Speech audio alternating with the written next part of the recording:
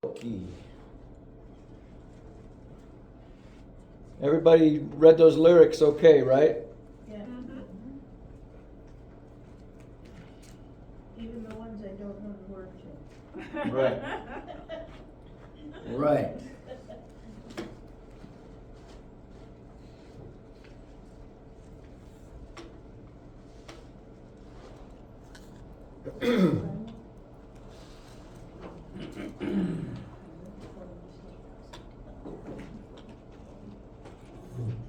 Okay, so we're going to be, I managed to fit it on paper and get through 28 and 29. Let's see if we can get there as we go through this. All right, this week we're going to see that Yah arranges for the end of Saul's reign, and we also see Yah's protection on David and those that are with him, even while they're in the camp at the end. So we'll pick it up in 1 Samuel 28, verse 1. Now it happened in those days that the Philistines gathered together their army together for war to fight with Israel. And Achish said to David, "You assuredly know that you will go out with me to battle, you and your men." Now this is that particular incident I was talking about last week that is going to make some knickers get kind of tight here. David's in a bit of a pickle with this. I don't think he expected it, but Achish is expecting him to go to battle with him. Verse 2, so David said to Achish, "Surely you know what your servant can do." And really, what else is he going to say in that situation? Right? And Achish said to David, "Therefore, I will make you one of my chief guardians forever." Now you talk about a fervent prayer. I'll bet you David was praying. I wonder if there's a psalm for this. I didn't look it up, but I wonder if there's a psalm with this. So I want you to think about the scene.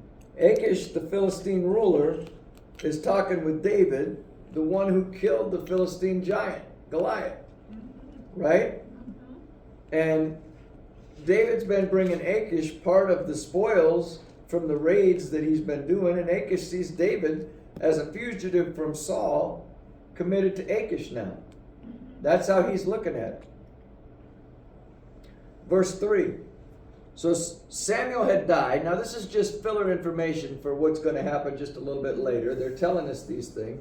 Samuel had died, and all Israel had lamented for him and buried him in Ramah, in his own city. And Saul had put the mediums and the spiritists out of the land. Verse 4. Then the Philistines gathered together and came and encamped in Shunem. So Saul gathered all Israel together, and they encamped at Gilboa. Okay? So now we've heard all Israel mentioned 3 times already. And I told you it's time to start looking for that separation that's coming. We all know it's coming. We see it automatically as we look backwards, right? But we want to see it develop here. We're going to as it goes. Verse 5. When Saul saw the army of the Philistines, he was afraid, and his heart trembled greatly. And when Saul inquired of Yah, Yah didn't answer him, either by dreams, or by Urim, or by the prophets. Why was he so nervous? Who was not in the battle with Saul this time? Oh, Samuel. Or David. Or David. Either one of them. He didn't have Samuel or David. Maybe it was the size of the enemy, which we're going to find out is thousands, okay? Maybe he's realizing he doesn't have, the realization is coming, he doesn't have Samuel anymore, and he doesn't have David with him. Were those a kind of like a security blanket of some sort? Does he have Yah with him? What's that? Does he have Yah with him? We're going to find that out. Well, he doesn't speak to him. Keep reading. Well, that's right. That's a good observation. Let's watch what happens. In verse 7, and Saul said to his servants, find me a woman who is a medium. Now, who kicked the mediums out?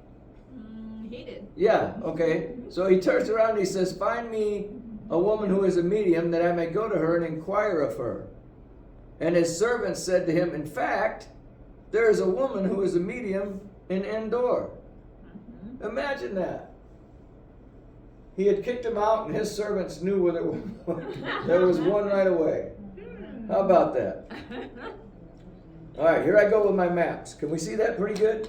Let me zoom in a little bit. I want you to see up here is Shunem and Endor. Oh, okay, so they're pretty close. Yeah, those two are pretty close.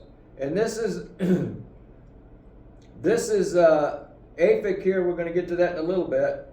And Achish and his fellas come up through like that, and David and his guys probably came up from Ziklag and went up into there, and they met at Aphek. Okay? But that up there is where this Spiritus is at in Endor. All right? Verse 8.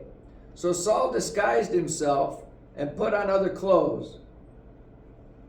Question. I need to stop for a second.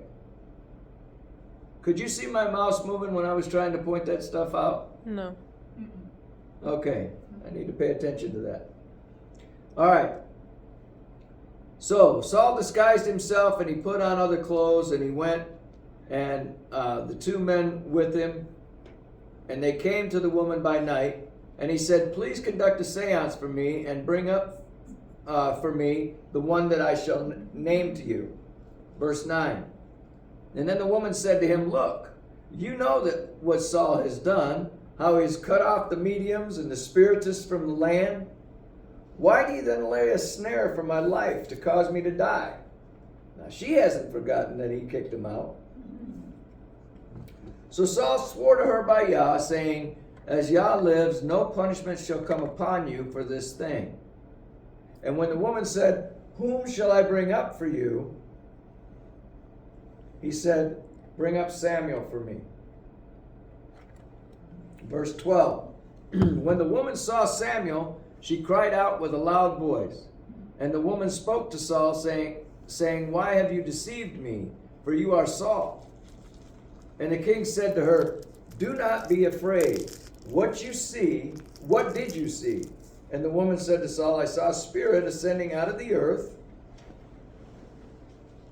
So he said to her, what is his form? And she said, an old man is coming up, and he is covered with a mantle. And Saul perceived that it was Samuel, and he stooped with his face to the ground and bowed down. Now, I still wonder how this happened. I don't know all the details of it, but Yah made it work somehow. I don't know if she screamed because it worked for her all of a sudden, because Yah made it work. Oh, it worked this time. Wait a minute. I don't. All the times it was fake, and then all of a sudden it's real. Wait, Right, what? Right. So as we go on, Samuel said to Saul, why have you disturbed me by bringing me up? Now this is part of the reason I believe that Yah made it work, okay? Because he's going to remind Saul of something through this encounter. Why have you disturbed me by bringing me up? And Saul says, I am deeply distressed, for the Philistines make war against me, and Elohim has departed from me. Hear that, Carmen? Yeah. Elohim has departed from me and does not answer me anymore, neither by the prophets nor by dreams. Therefore I have called you, that you may reveal to me what to do. Verse 16. Then Samuel said, so why do you ask me, seeing Yah has departed from you and has become your enemy? There's a little bit more clarification, huh, Carmen? Verse 17. And Yah has done for himself as he spoke by me. For Yah has torn the kingdom out of your hand and given it to your neighbor David. Now, both Samuel and David said something similar, said this was going to happen. Samuel said it in 1 Samuel 15:28, and David said it in 1 Samuel 26:10. So Samuel in 1 Samuel 15:28, Samuel said to him, this is when Samuel turned away and Saul grabbed him. Samuel said to him, Yah has torn the kingdom of Israel from you today and has given it to a neighbor of yours who is better than you. Now, he didn't tell him who it was that time, but then we just heard him when he came up that he said it was David. Now, in 1 Samuel 26:10, David is saying, David said, furthermore, remember that he's talking about not lifting his hand against Yah's anointed, okay? David is. And he's not going to strike him. He says, as Yah lives, Yah shall strike him, or his day shall come to die, or he shall go out to battle and perish. David said, one of those three things is going to happen.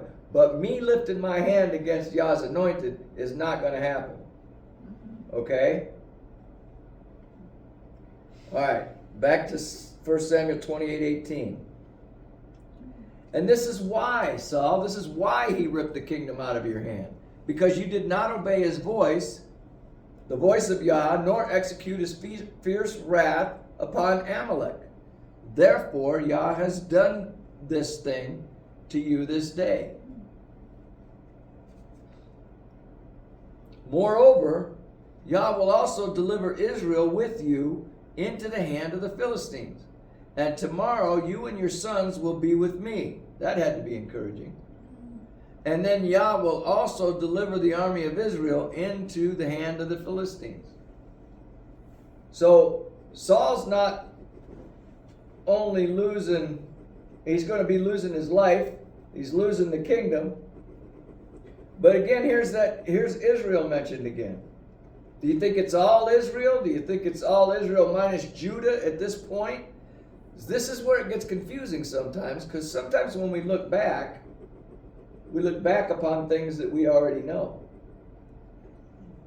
And we can project that into, but looking at this, I haven't quite made the determination yet. I still think he's talking about all of Israel at this point, because David is considering himself his servant still. And there's a few more other things that are coming up. And having said that, we ain't going to get but a couple of blocks further before we see for sure that there begins to be a difference. Okay? All right. So, immediately Saul fell full length on the ground and was dreadfully afraid because of the words of Samuel. And there was no strength in him, for he had not eaten any food all day or all night. Verse 21 says, and the woman came to Saul and saw that he was severely troubled, and she said to him, look, your maidservant has obeyed your voice. I have put my life in my hands and heeded the words which you have spoken to me. Okay? So she goes up to him. Now, we're not going to finish reading through the rest of 28, but the woman and Saul's servants combine together, get him to eat something. She fixes him up a meal, okay? Saul eats the meal, and chapter 28 comes to a close as Saul and his servants are raising up and they're going away into the night. So now he's had this experience. He wasn't hearing from Yah as he was calling out to him. So he does this, he goes and meets up with this woman, and somehow Samuel comes up and tells him what's going to happen. And we'll find out that's very true. But now we got to zoom back out, and we're going to go pick it up in chapter 29, verse 1. So we're moving right into chapter 29. And then the Philistines gathered together all their armies at Aphek, and the Israelites encamped by the fountain which is in Jezreel. All right? David tells us, know our geography, and also know context All right, because we can read right through that, and what does that mean? I'm going to put some color, some living color to this for you, okay? Why did the Philistines gather at Aphek? Let's hold our fingers right there, and if you want to read along with me, I want you to turn to 1 Samuel chapter 4. 1 Samuel chapter 4. Now, I'm not guaranteeing this 100%, but I'm pretty confident this is the reason. 1 Samuel chapter 4. Pick it up in verse 1. Everybody there? All right. And the word of Samuel came to all Israel. Now Israel went out and battled against the Philistines and encamped beside Ebenezer. And the Philistines encamped in Aphek. Where are the Philistines? Aphek. Okay, all right. Then all the Philistines put themselves in battle array against Israel. And when they joined the battle, Israel was defeated by the Philistines, who killed about 4,000 men in the army in the field. And when the people had come into the camp, the elders of Israel said, "Why has Yah defeated us today before the Philistines? Let us bring the ark of the covenant of Yah from Shiloh to us. And when it comes among us, it may save us from the hand of our enemies." Verse 4. So the people sent to Shiloh that they might bring from there the ark of the covenant of Yah of hosts, who dwells between the cherubim. And the two sons of Eli, Hophni and Phinehas, were there with the ark of the covenant of Elohim. And when the ark of the covenant of Yah came into the camp, all Israel shouted loudly, so loudly that the earth shook. Now, when the Philistines heard the noise of the shout, they said, "What does this sound of this great shout in the camp of the Hebrews mean?" And then they understood that the ark of Yah had come up into the camp. So the Philistines were afraid, for they said, "Elohim has come into the camp." And they said, "Woe to us, for such a thing has never happened before. Woe to us! Who will deliver us from the hand of these mighty Elohims? These are the Elohims who struck the Egyptians with all the plagues in the wilderness. Be strong and conduct yourselves like men, you Philistines, that you do not become servants of the Hebrews, as they have been to you. Conduct yourselves like men and fight." Verse 10. So the Philistines fought, and Israel was defeated, and every man fled to his tent. There was a very great slaughter, and there fell of Israel 30,000 foot soldiers. Verse 11. Also the ark of Elohim was captured, and the two sons of Eli, Hophni and Phinehas, died. Now, they're getting ready to go into war again. Why not meet together at the last place you had a tremendous victory?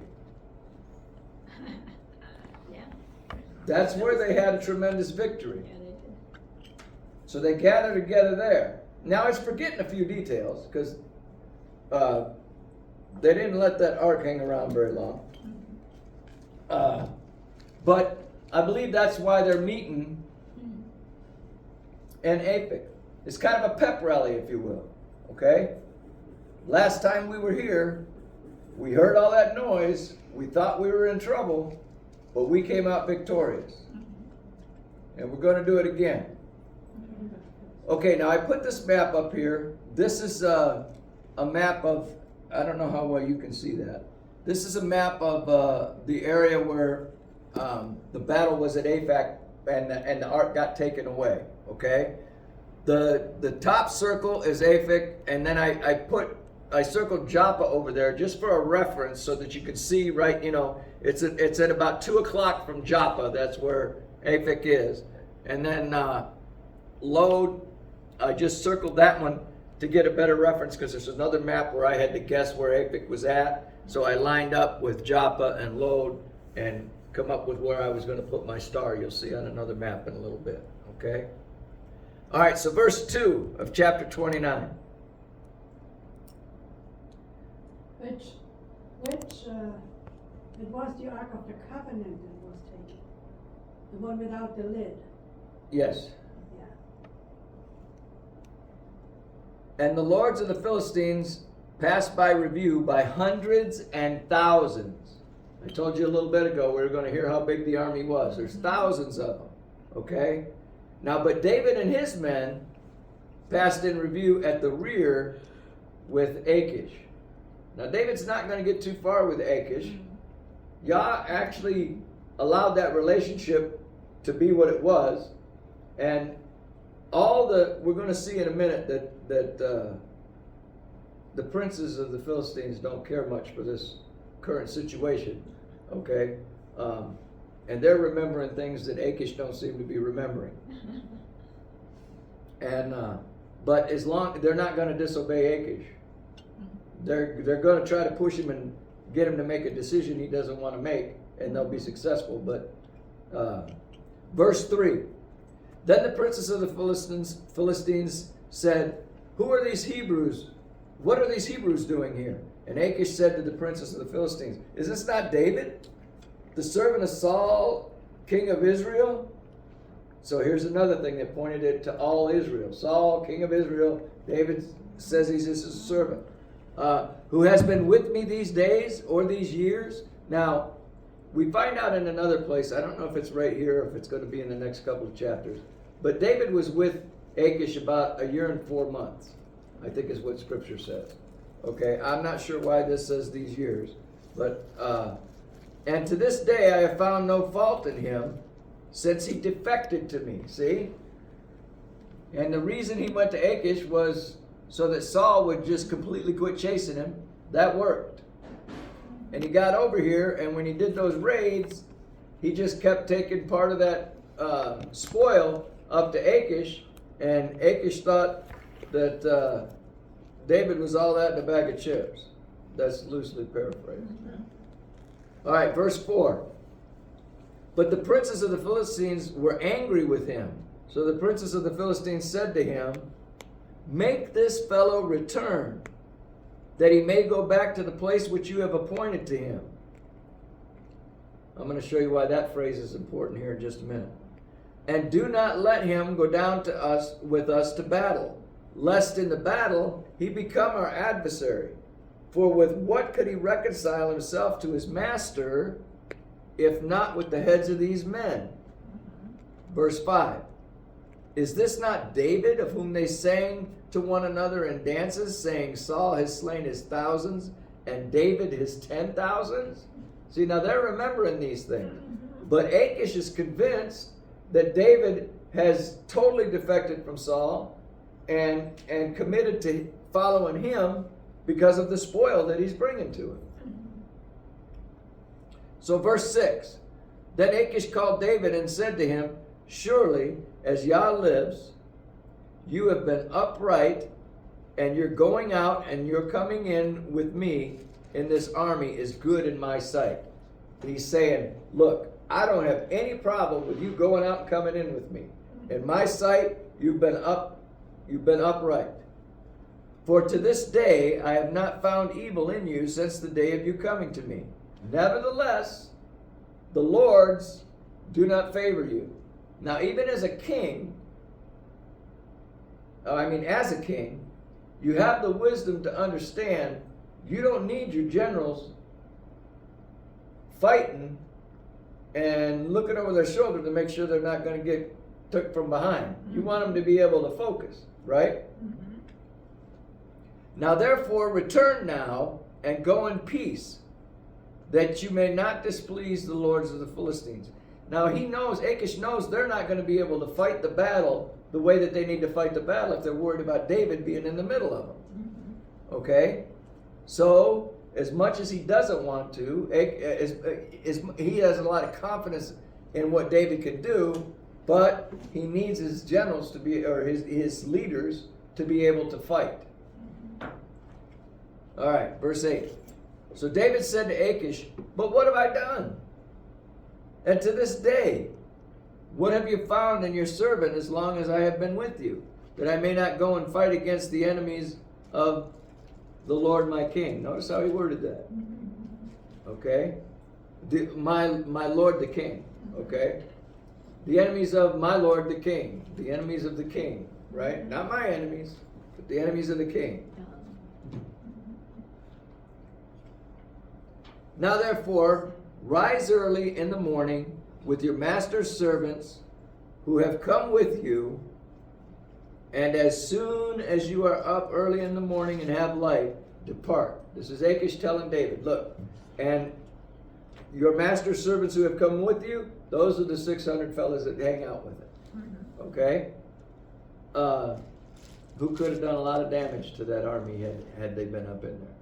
But I want you to see the overall thing that I think that Yah is doing here. I think it's just looking in hindsight. It just continues to blow my mind how Yah can use everyday circumstances, and when you look back on situations, his hand was in it the whole time. And you're like, wow. So in verse 11, so David and his men arose and to depart in the morning to return to the land of the Philistines, and the Philistines went up to Jezreel. Okay? All right.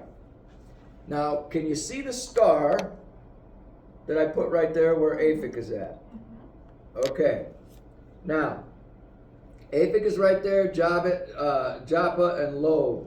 Now that's where I put Aphek, okay? That's where they gathered together. And just for a reference, there's Jericho and Jerusalem and Gath and a couple other places. Now,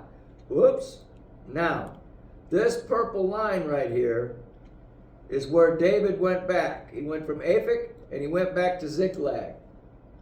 Okay? Now, look at where Yah put. Jezreel is up here in the top. That's where the Philistines went. And we're going to see in another shot in just a minute here, we're going to see that Israel went up that way too, okay? The blue line represents how far apart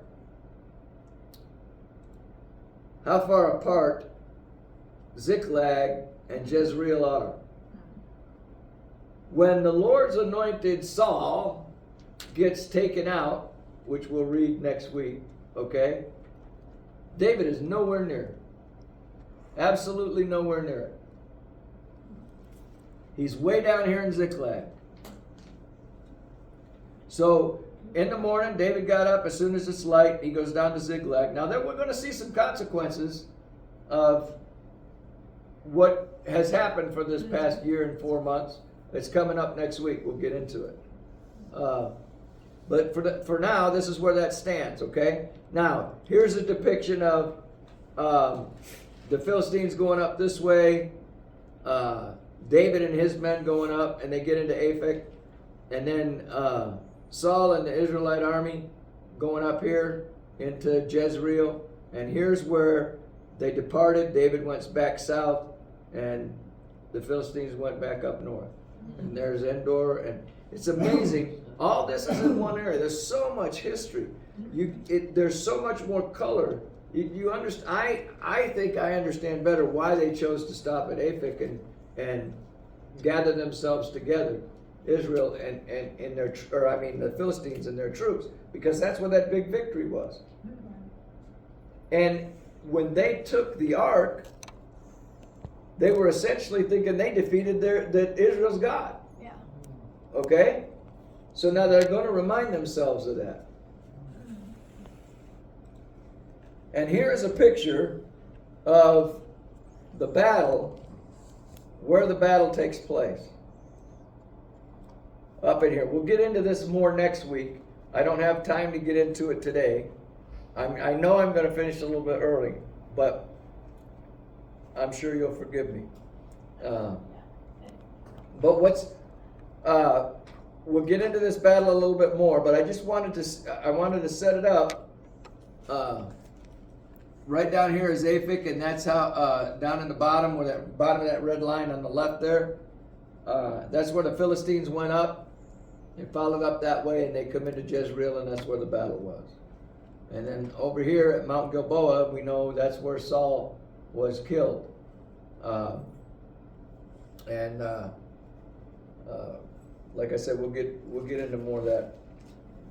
Next week we're going to cover David's conflict with the Amalekites. and Saul's death to close out the book of 1 Samuel. And I want to bring something up. It's not a coincidence that David has a conflict with the Amalekites. Saul lost the kingdom because he didn't wipe those guys out like he was supposed to. And they're still being a thorn in the flesh.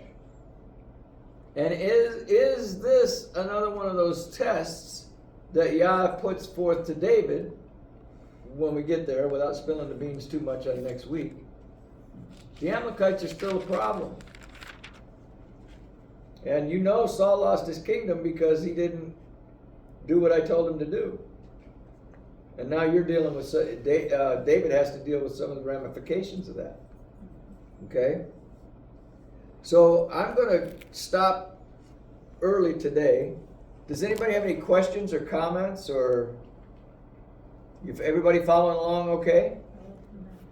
All right. What we're going to do now, is next week when we finish out 1 Samuel. We're going to go from there. We're going to see David. We're going to take David. We're going to see that Saul is gone.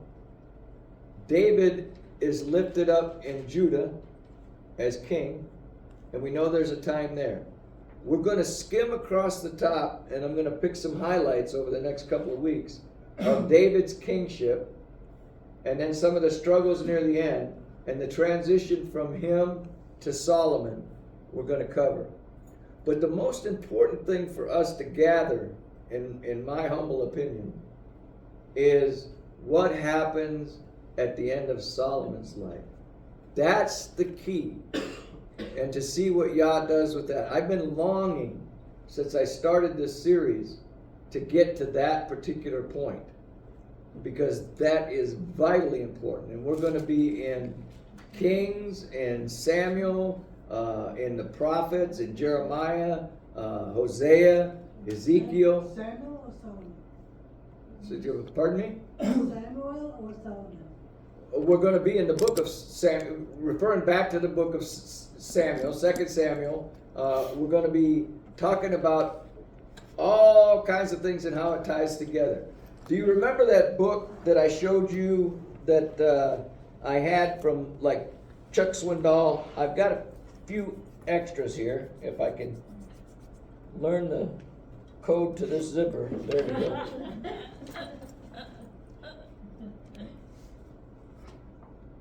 A look at the book. This is the one that I had right here. I cannot tell you how many times I referred to that. Not because I enjoy reading it or anything. Nothing against Swindoll. I mean, he's a good writer, okay? But where I get the most useful information out of this happens to be in the charts. There's a chart of the kings, okay? And on the left side of this page is all the kings of Israel. And on the right side, all the kings of Judah, and on the right side is all the kings of Israel.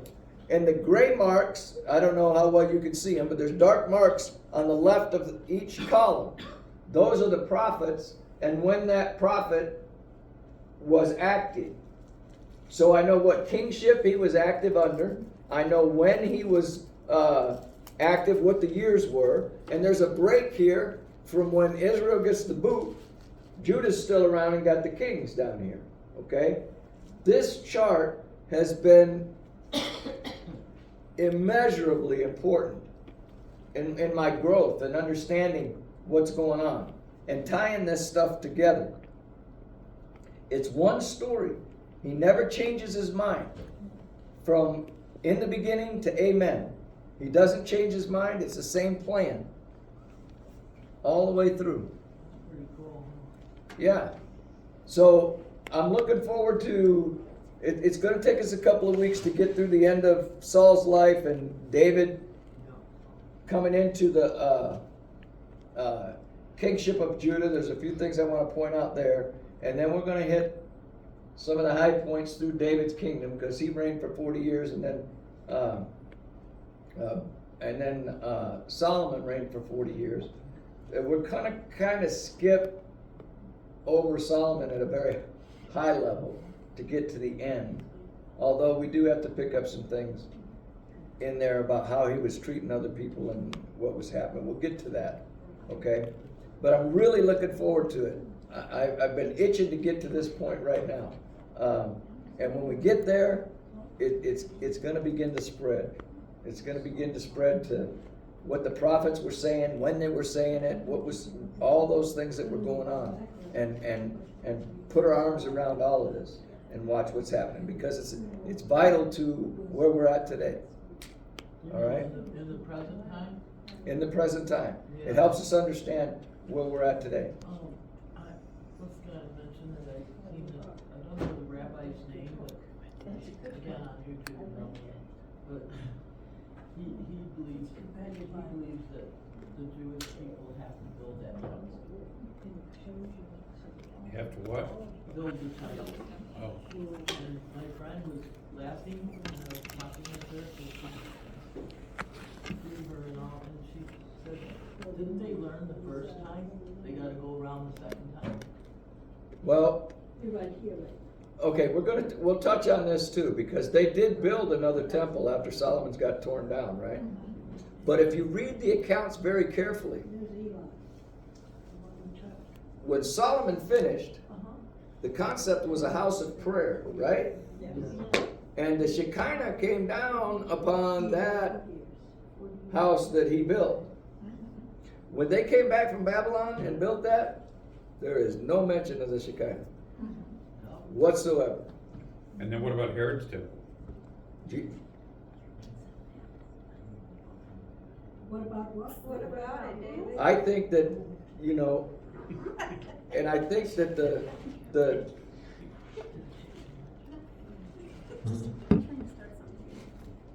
I think that the temple that's being built is the house that Yeshua is building as the cornerstone with the living stone, which is us. Yes. They also mentioned that, the Antichrist. You're talking about the temple that you were talking about before that they're building? That the Antichrist will be Some able of to. us building the temple. They can go There is some kind of be around Right, Build up. Okay, anybody else? A lot involved. Anybody else? All right. I love you guys. Now is the time to. Prepare our hearts to receive the blessing. Amen.